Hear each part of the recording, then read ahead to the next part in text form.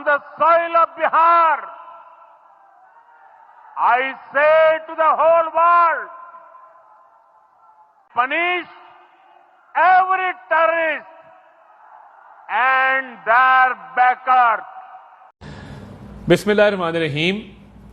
जैसा कि आपको पता है कि पहलगाम के फॉल्स फ्लैग ऑपरेशन के बाद जो भारत को मुंह तोड़ जवाब दिया गया पाकिस्तान की नेशनल सिक्योरिटी कमेटी की तरफ से, As President Trump and Secretary Rubio have made clear, the United States stands with India, strongly condemns all acts of terrorism. We pray for the lives of those lost and for the recovery of the injured and call for the perpetrators of this heinous act to be brought to justice. हमने आज यहाँ पर जो कल हिंदुस्तान ने जो जंगजुआना ऐलानात किए, India எடுத்த 40 மணி நேரத்தில் 4 முடிவு தான் எடுத்தாங்க. அந்த 4 முடிவுக்கு உலகம் ஃபுல்லாக இன்னைக்கு திரும்பி பார்க்க வச்சிருக்குது நம்ம இந்தியா அரசாங்கம். ஸ்டெப் 1 என்னன்னு பார்த்தீங்கன்னா, பஞ்சாபில் இருக்கக்கூடிய பாகிஸ்தான் என்ட்ரியை கேன்சல் பண்ணிட்டாங்க.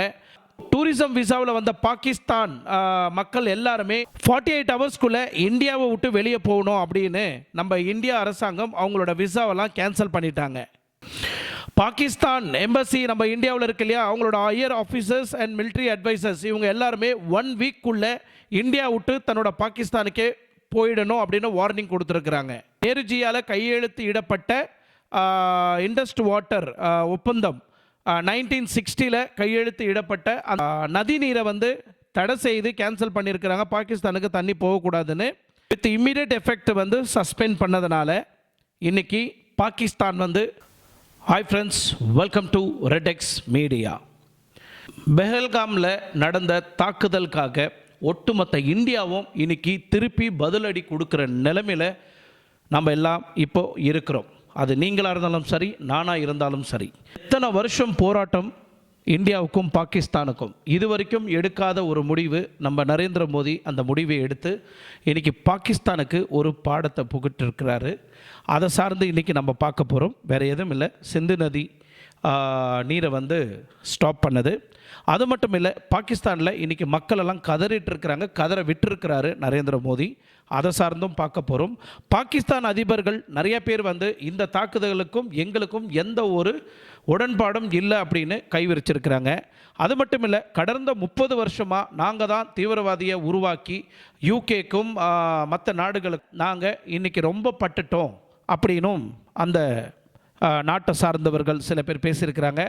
அது மட்டும் இல்லை, இன்னும் பாகிஸ்தானுக்காக நம்ம இந்தியாவில் என்னெல்லாம் மாற்றங்கள் மாறி இருக்கு, என்னெல்லாம் முடிவு எடுத்திருக்கிறாங்க, எப்படியெல்லாம் தாக்குதல் பண்ண போகிறாங்க, இன்னும் எந்தெந்த நாடெல்லாம் இந்தியாவுக்கு சப்போர்ட்டாக இருக்க போகுது அப்படின்றதையும் நம்ம பார்க்க போகிறோம். பாகிஸ்தானுக்கு எந்த நாடு சப்போர்ட்டாக வர போகிறாங்கன்றதையும் பார்க்க போகிறோம். இன்றைக்கி 27 பேரை பலி வாங்கின இந்த பாகிஸ்தான் தீவிரவாதிகள் யார், லஷ்கர் தொய்பா அப்படின்றாங்க. பட் அது உண்மையிலே குழுக்குள்ளே வருவாங்கன்றது தெரியாது. ஏன்னா பாகிஸ்தான்ன்றது ஒரு தீவிரவாதி அமைப்பை உருவாக்கக்கூடிய ஒரு ஊர். ஏன்னா இப்போ இருக்கக்கூடிய பாகிஸ்தான் தலைவராகட்டும், மினிஸ்டர் ஆகட்டும், இல்லை ஆர்மி ஃபோர்ஸ் ஆகட்டும், யாராக இருந்தாலும் பிறந்த குழந்தைங்களுக்கு நம்ம இந்தியாவில் நல்ல விஷயங்களை தான் நம்ம கற்றுக் கொடுப்போம். ஆனால் பாகிஸ்தானை பொறுத்த வரைக்கும் பிறந்த உடனே கையில் துப்பாக்கி கொடுக்கக்கூடிய ஒரு வக்கர நாடாக தான் நம்ம பார்க்குறோம். இந்த பாகிஸ்தானை பற்றி தான் இன்றைக்கி முழுக்க நாம் பார்க்க போகிறோம்.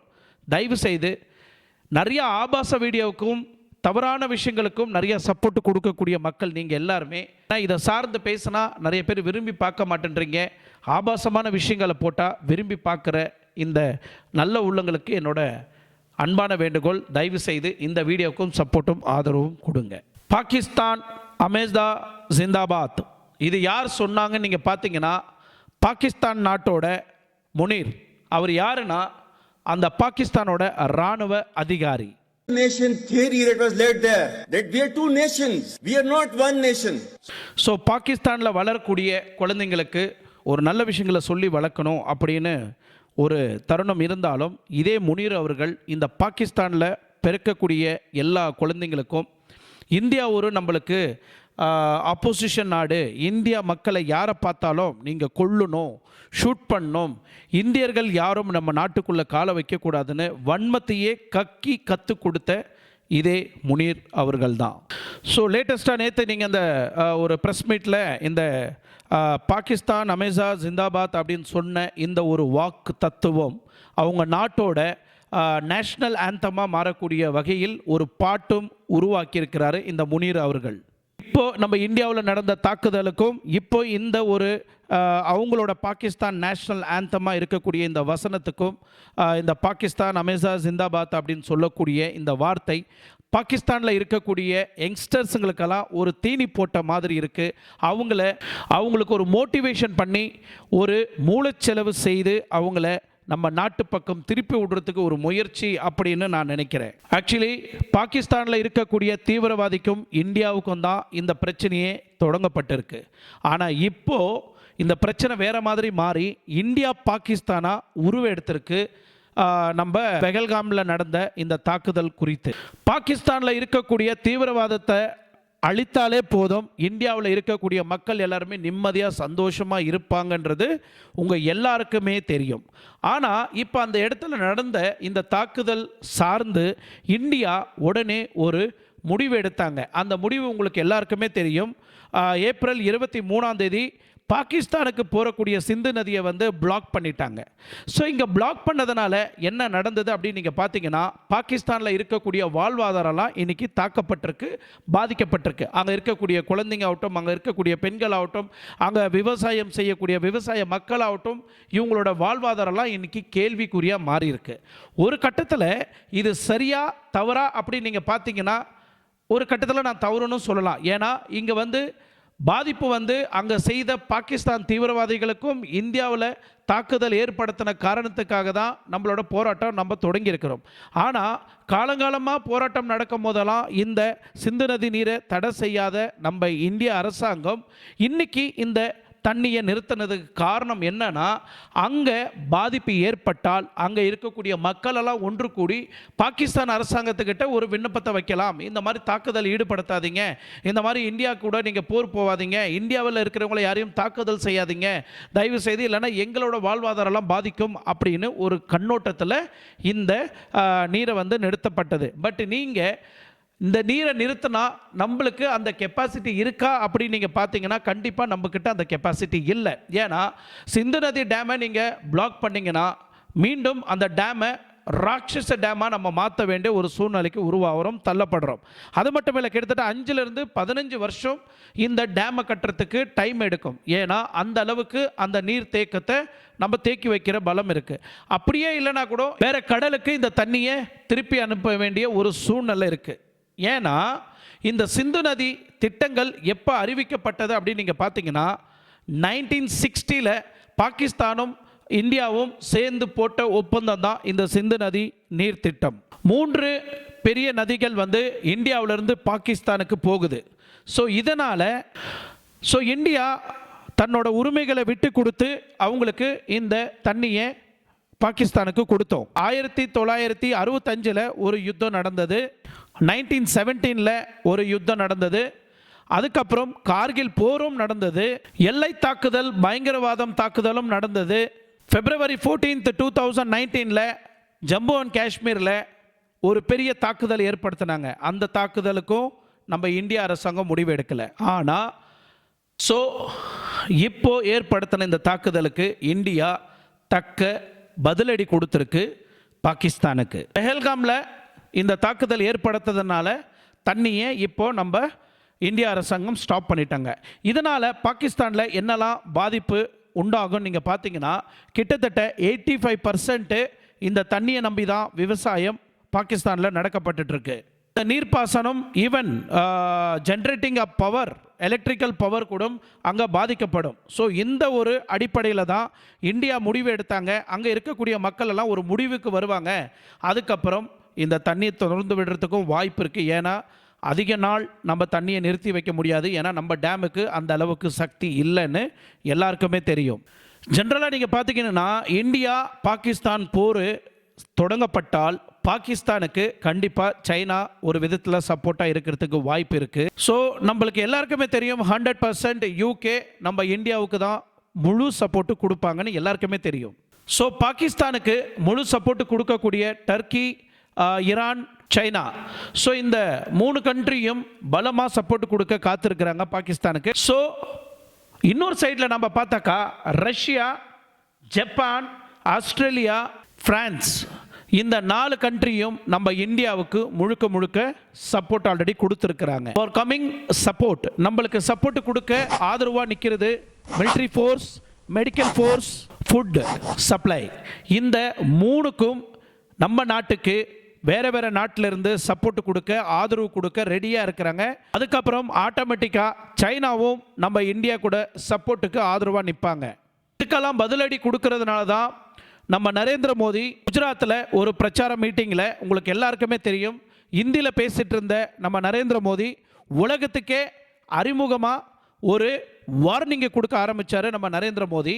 ஸோ இந்தியாவில் நான் இன்னைக்கு சொல்லக்கூடிய இந்த விஷயம், அந்த ஆத்தங்கவாதி யார், அந்த தீவிரவாதின்னு நான் கண்டுபிடிச்சி அவனுக்கு நான் பனிஷ்மெண்ட் கொடுக்கறது உறுதி அப்படின்னு நரேந்திர மோடி உலகத்துக்கே தன்னோட ஆதங்கத்தை வெளிப்படுத்தி இருந்தார். அந்த வீடியோ எல்லாருமே நீங்கள் பார்த்துருப்பீங்க சேனலில். ஸோ உலகத்தில் இருக்கிறவங்க எல்லாருமே என்ன நம்பினீங்கன்னா, இல்லை நீங்கள் எல்லாரும் ஹியூமனிட்டியை நம்பினீங்கன்னா கண்டிப்பாக நீங்கள் என் கூட இருப்பீங்க அப்படின்னு நேஷனுக்கே, ஒட்டுமொத்த உலக நாடுகளுக்கு அவரோட ஆதங்கத்தை வெளிப்படுத்தினார். Today, from the soil of Bihar, I say to the whole world, India will identify, track and punish every terrorist and their backers. We will pursue them to the ends of the earth. India's spirit will never be broken by terrorism. Terrorism will not go unpunished.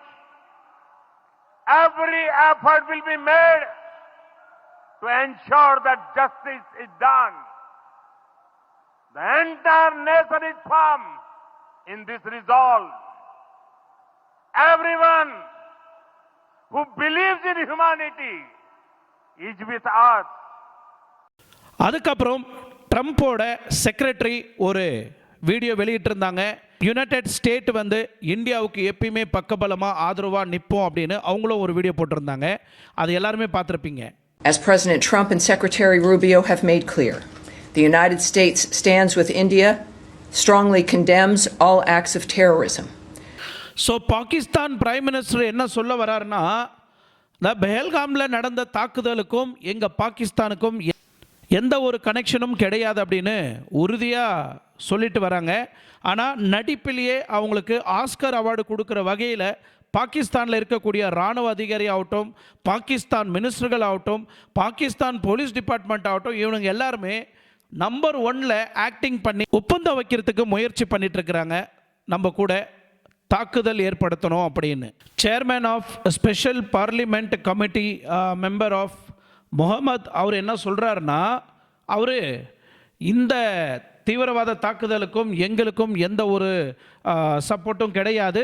Especially India வந்து எங்கள் மேலே குற்றச்சாட்டு புறம்பாக வைக்கிறாங்க, இது ஒரு குற்றச்சாட்டாக வைக்கிறாங்க. அவங்க நாட்டிலேயே அவங்க ஆளை வச்சு ஷூட் பண்ணிக்கிட்டு எங்களுக்கு ஒரு பேட் நேமை கிரியேட் பண்ணுறதுக்காக இந்தியா வந்து முயற்சி பண்ணுறாங்க அப்படின்னு அவங்க கமிட்டி மெம்பர் பார்லிமெண்ட்டில் பேசுகிறாரு Mohammed. Could occur in a region under one of the world's highest military concentrations. Reports indicating the involvement of unidentified gunmen in military uniforms cannot be overlooked.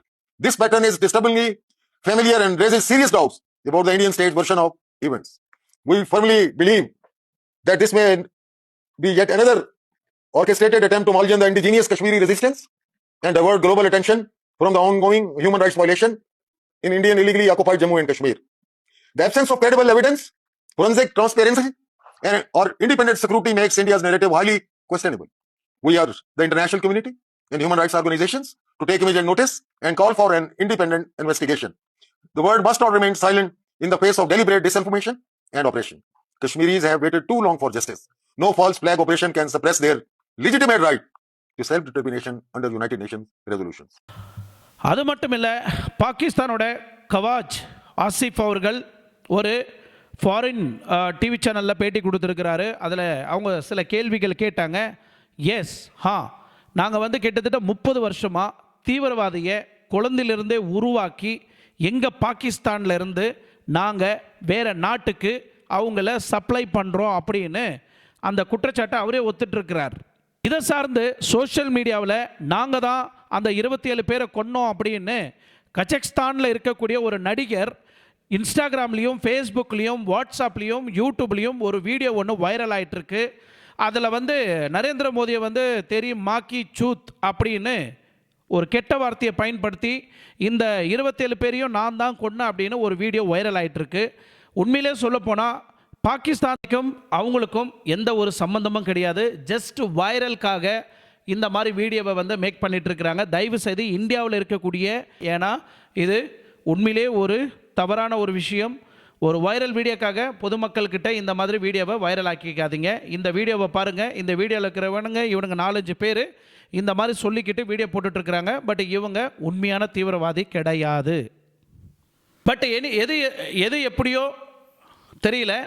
But இப்போ எடுத்திருக்கிற இந்த முடிவு உலக நாடுகளே இன்றைக்கி இந்தியாவை திரும்பி பார்க்க வச்சுருக்கு. ஏன்னா அந்த அளவுக்கு ஜிடிபி பாகிஸ்தானில் வந்து குறைஞ்சிருக்கு. எக்கனாமிக்காக நிறைய விஷயங்களை பாதிக்கப்பட்டிருக்கிறாங்க.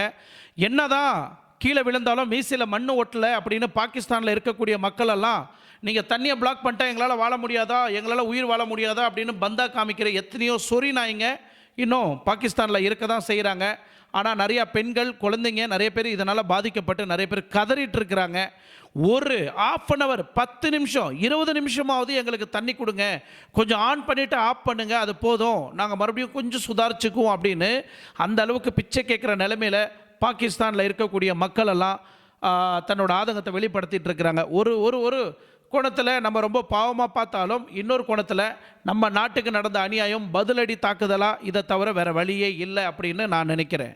ஸோ கிட்டத்தட்ட 30 வருஷமாக நாங்கள் தீவிரவாதிக்கு சப்போர்ட்டு, தீவிரவாதிகளுக்கு ஆதரவு தெரிவிச்சுட்டு வரோம் அப்படின்னு ஒத்துக்கிட்ட இந்த முனீர் பாகிஸ்தான் தீவிரவாதிகள் வந்து காஷ்மீரில் இருக்கக்கூடிய அப்பாவி மக்களை ஷூட் பண்ணியிருக்கிறாங்க. இதை பற்றி நீங்கள் என்ன நினைக்கிறீங்க அப்படின்னு கேட்கும்போது ட்ரம்ப் என்ன சொல்கிறாருன்னா, இன்றைக்கி நேற்றா இந்த பிரச்சனை நடக்குது, கிட்டத்தட்ட 1000 வருஷமாக இந்த பிரச்சனை நடந்துட்டு தான் இருக்குது, பார்த்துக்கலாம், அவங்களா 2 பேரும் ஒரு முடிவுக்கு வருவாங்க, அந்த முடிவுக்கு வரும்போது அன்றைக்கி நம்ம என்ன செய்யலாம் ஏது செய்யலாம் நம்ம முடிவு எடுக்கலாம் அப்படின்னு ட்ரம்ப் வந்து சொல்லியிருப்பார். நாங்களும் எங்களோட தீவிரவாத டீம் அமைப்புகளை வந்து நாங்கள் விசாரிச்சுட்ருக்குறோம்.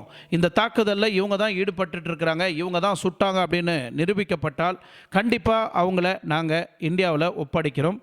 அவங்க எந்த ஒரு முடிவு எடுத்தாலும் பாகிஸ்தானோட தீவிரவாதிகள் தான் தாக்குதலில் ஏற்படுத்தினாங்க அப்படின்னு உறுதியானால் இந்தியா எந்த முடிவு எடுத்தாலும் அதுக்கு நாங்கள் ஒப்புதல் தெரிவிக்கிறோம் அப்படின்னு பாகிஸ்தானோட பிரைம் மினிஸ்டர் சொல்லியிருக்கிறார். இதுதான் நம்ம ஒரு வீடியோவில் பார்த்தோம். நாங்களும் தாக்குதலுக்கு ரெடி அப்படின்னு பாகிஸ்தான் சொன்ன வாய் ஏயா இப்போ வந்து நீங்கள் சமாதானப்புறா மாதிரி இன்றைக்கி இந்தியாவுக்கு எந்த ஒரு விசாரணைக்கு எங்களை கூப்பிட்டாலும் நாங்கள் கட்டுப்படுறோம் அப்படின்னு சொல்கிறீங்களே அப்படின்னு கேட்டாக்கா அந்த ஒரு பதிலுக்கு எந்த ஒரு ஆன்சரும் கிடையாது அவங்க சைடில் இருந்து.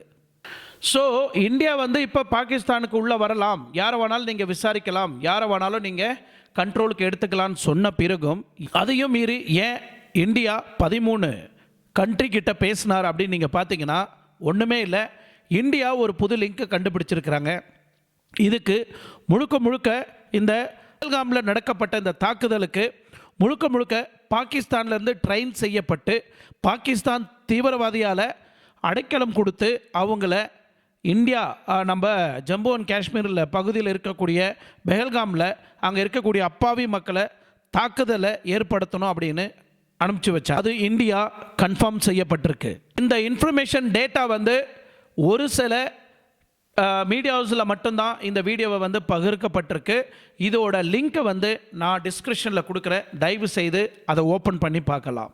ஸோ அந்த லிங்க்கில் முழுக்க என்ன சொல்லப்பட்டிருக்குன்னா, ட்ரைனிங் கொடுத்தது மட்டும் இல்லை, ஆயுதம் கொடுத்ததுலேருந்து எல்லை பகுதி வரைக்கும் கூப்பிட்டுட்டு வந்து ட்ராப் பண்ணது வரைக்கும் இவங்க பாகிஸ்தானோட சப்போர்ட் இருக்குன்னு அதில் முழுக்க முழுக்க தெரிவிக்கப்பட்டிருக்கு.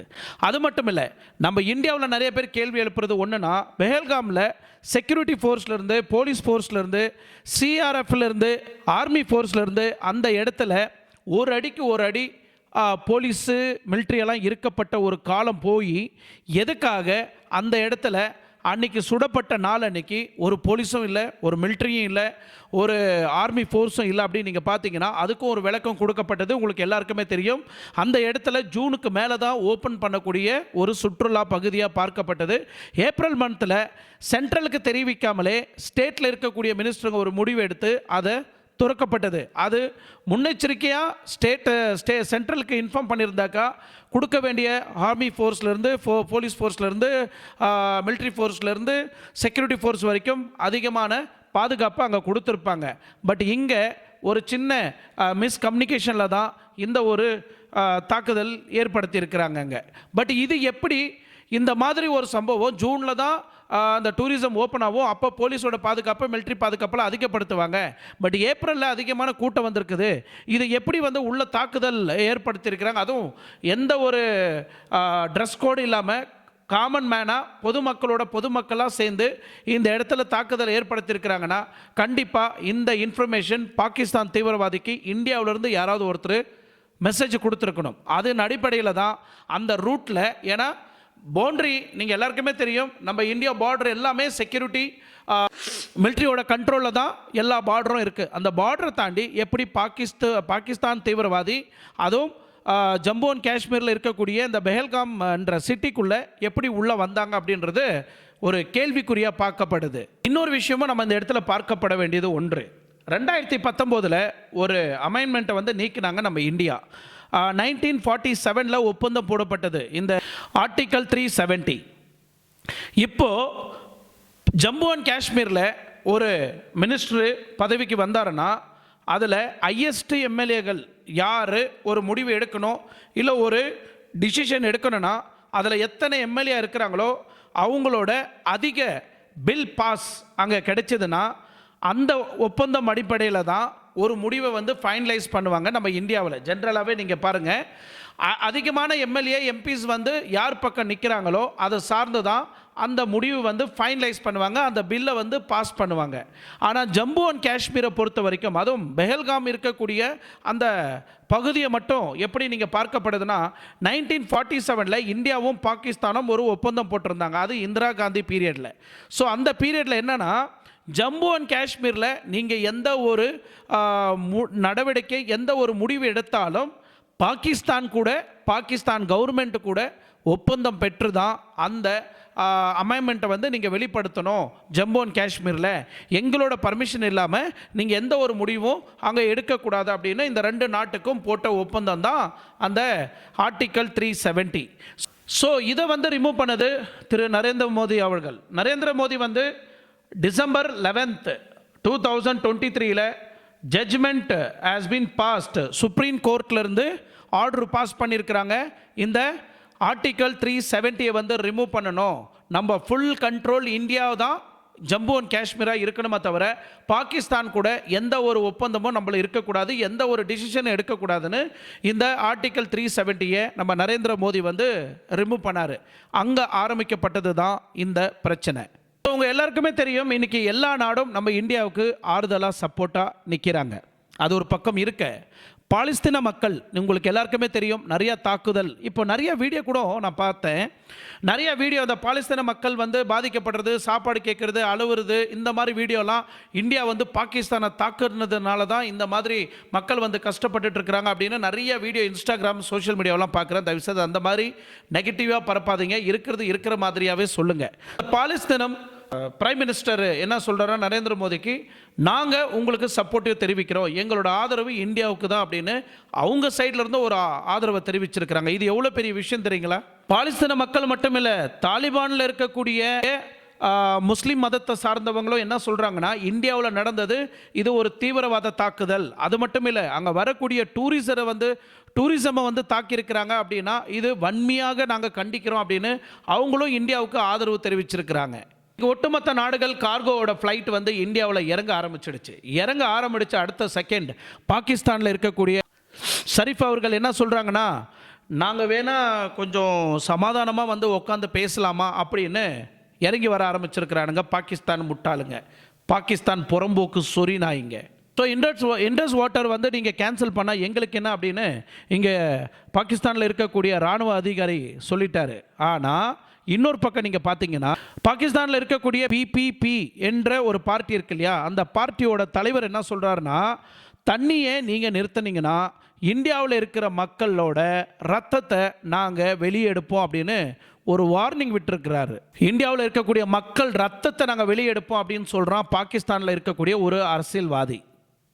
ஜம்மு அண்ட் காஷ்மீர் முதலமைச்சர், நம்ம ஜம்மு அண்ட் காஷ்மீரில் இருக்கக்கூடிய முதலமைச்சர் என்ன சொல்கிறாருன்னா, இன்னைக்கு நம்ம இண்டஸ் வாட்டர் எப்போ நம்ம ஸ்டாப் பண்ணமோ அதுதான் நம்மளோட முதல் வெற்றி அப்படின்னு அவரோட கமிட்டி மீட்டிங்கில் வந்து, ஏன்னா முழுக்க அந்த தண்ணி வந்து ஜம்மு அண்ட் காஷ்மீருக்கு சேர வேண்டிய தண்ணி, அங்கே இருக்கக்கூடிய விவசாய மக்கள் பயன்படுத்தக்கூடிய தண்ணி, அந்த தண்ணியை தான் அவங்களுக்கு 70% விட்டு நாம் 70-80% விட்டு 20-30% நம்ம இங்கே பயன்படுத்திட்டு இருந்தோம். இன்றைக்கி அதை ஸ்டாப் பண்ணதுனால ஜம்மு அண்ட் காஷ்மீரில் இருக்கக்கூடிய மக்கள் விவசாயத்துக்கு இந்த தண்ணி உண்மையிலே பயனுள்ளதாக ஒன்று இருக்கும்.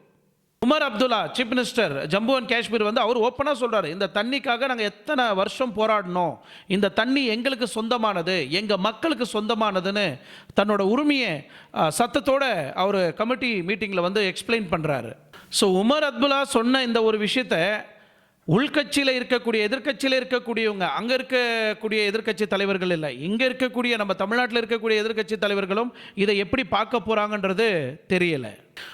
ஸோ இது ஒரு பக்கம் இருக்க, இப்போது நிறைய நாடுகள் வந்து பாகிஸ்தானுக்கு வந்து வார்னிங் கொடுக்க ஆரம்பிச்சிட்டாங்க. அங்கே இருக்கக்கூடிய மக்களோட வாழ்வாதாரம் என்னாச்சு, வேலைக்கு என்ன பண்ண போகிறீங்க, சாப்பாட்டுக்கு என்ன பண்ண போகிறீங்க, உங்களோட மக்களை எப்படி நீங்கள் காப்பாற்ற போகிறீங்க அப்படின்னு கேள்வி கேட்டால் கூட அங்கே இருக்கக்கூடிய பாகிஸ்தான் தலைவர்கள் இல்லை எங்கள் மக்கள் அழிஞ்சு போனாலும் பரவாயில்ல, இந்தியாவுக்கு நாங்கள் போர் தொடுப்பது கேரண்டி, இந்தியாவை நாங்கள் சும்மா விட மாட்டோம் அப்படின்னு ஒரு பக்கம் நிற்கிறாங்க.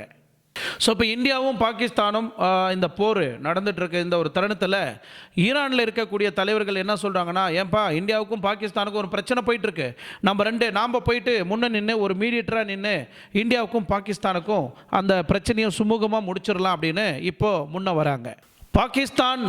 அதுக்கப்புறம் இப்போ இந்த சப்போர்ட் இருக்கு இல்லையா, இப்போ பாகிஸ்தானும் சைனாவையும் பார்த்தீங்கன்னா பாகிஸ்தானுக்கும் சைனாவுக்கும் ஒரு கான்வர்சேஷன் நடந்திருக்கு. அந்த கான்வர்சேஷன் பாகிஸ்தானே வெளியிட்டிருக்கிறாங்க.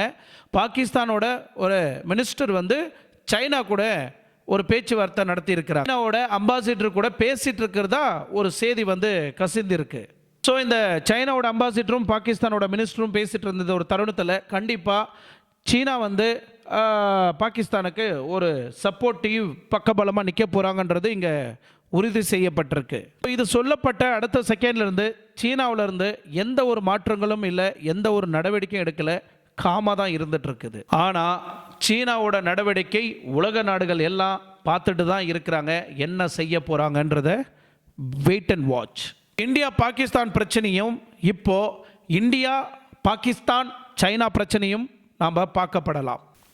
குறிப்பாக அந்த கவர்மெண்ட் அரசாங்கம் சொல்லியிருக்கிற விஷயம் என்னென்னா, ஆர்மியை சார்ந்த எந்த வீடியோவும் நீங்கள் சோஷியல் மீடியாவோ இல்லை டிவியோ எந்த ஒரு விஷயத்துலேயும் எந்த ஒரு சோஷியல் மீடியாவிலும் அந்த வீடியோ ஷேர் பண்ணாதீங்க, பகிர்ந்துக்காதீங்க.